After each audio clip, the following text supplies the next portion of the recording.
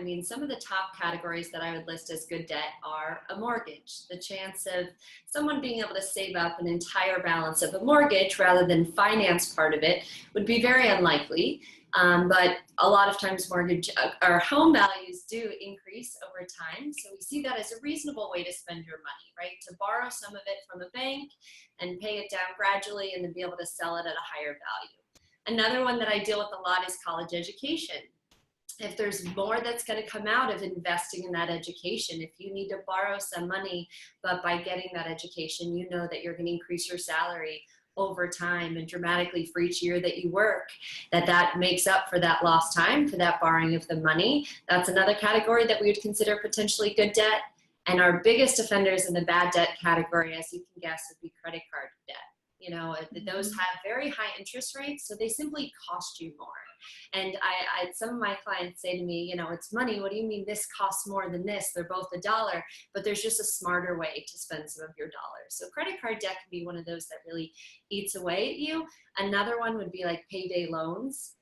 Those are very expensive. Those tend to carry a high interest rate. So really your biggest thought process is, am I going through the short-term inconvenience for a long-term gain? Am I able to make profit off of it? Am I able to create income? And if the answer is no, you're probably leaning toward that bad debt category. Well, Liz, sometimes it's confusing for people.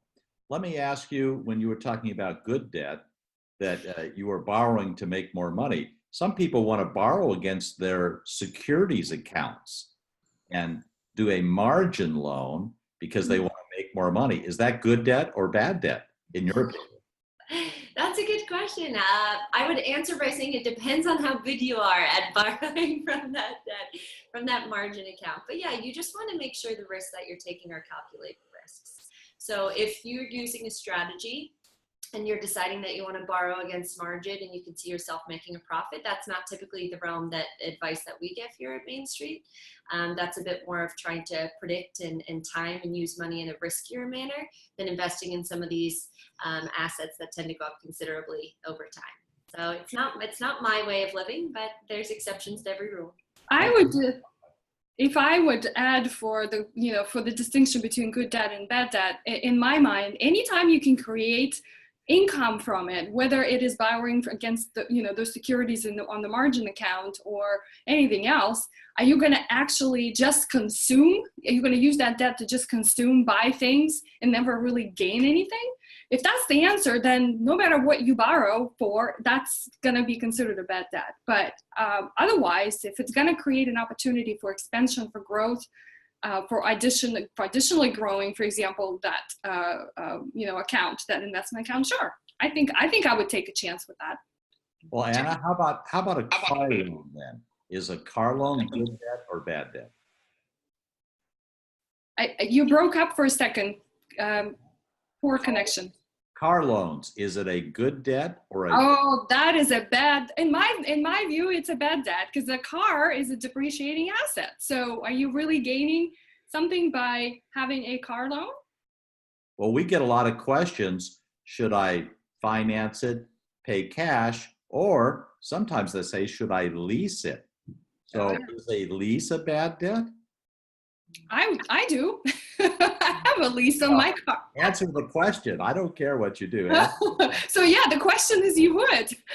Why would you invest in an asset that does not grow in value?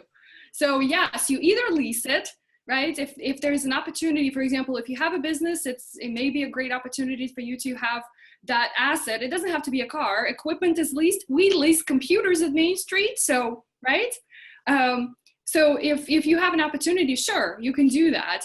But otherwise, I would look for options of where that debt, if you're getting a loan. I had a client the other day who had, I didn't know that those loans still existed, but she had a car loan, just recently bought a car that was less than 1%.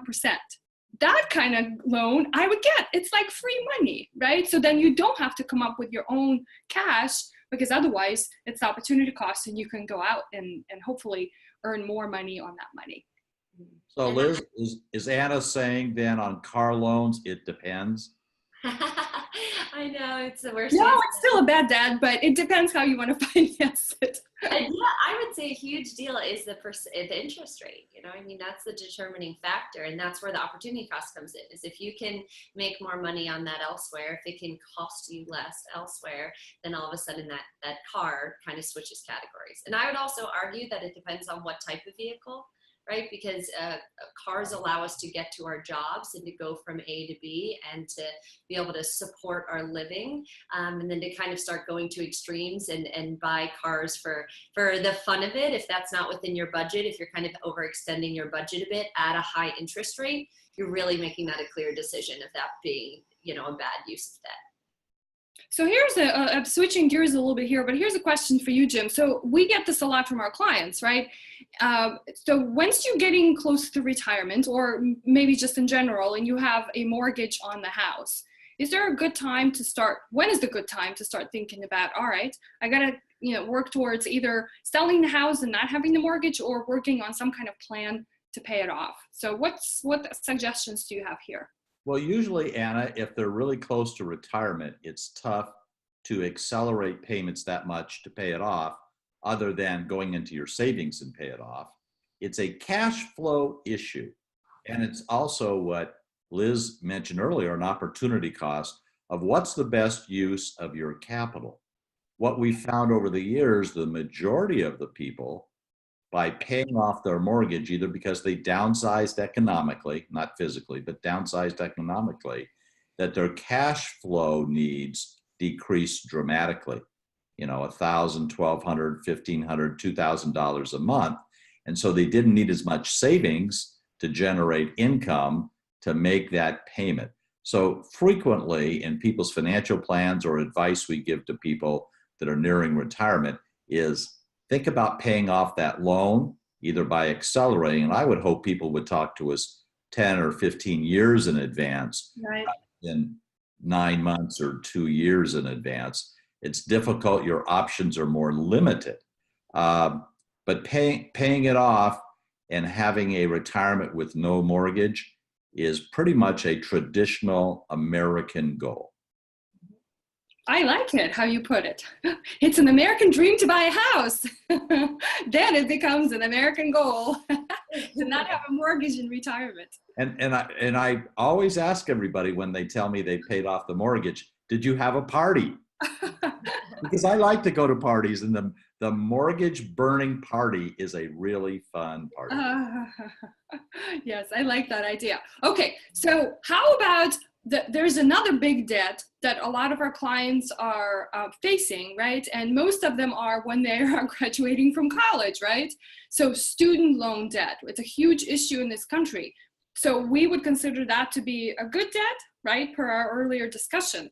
But the question here is, how would somebody manage that kind of a start, right? And I know there's not a one answer, but let's chat a little bit about this topic, because it's fair to address it. Mm-hmm. Liz, you want to start? Yeah, absolutely. I know we're tackling this kind of question all the time with our clients. Yes.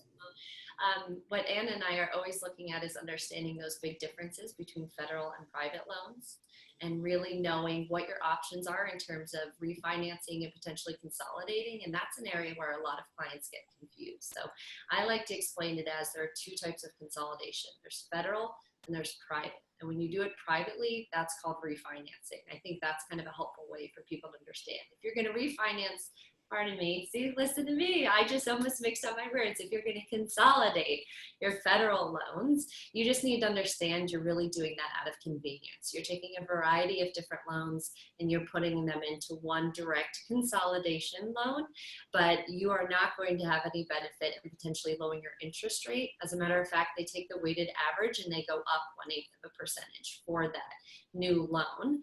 You might see your monthly payment go down, but do not let that fool you. You probably extended the term of your loan, and that's what allowed you to get a lower monthly payment. Very similar to the car. If you take a car loan out for 3 years versus 5 years, obviously by taking out longer, you have a way to kind of lower that monthly payment. So That's something that a few of our clients, we've actually had them do it on purpose, because a lot of income-based repayment plans, if you have a Parent Plus loan or a variety of different loans, you actually need to consolidate it first before you can qualify for that program.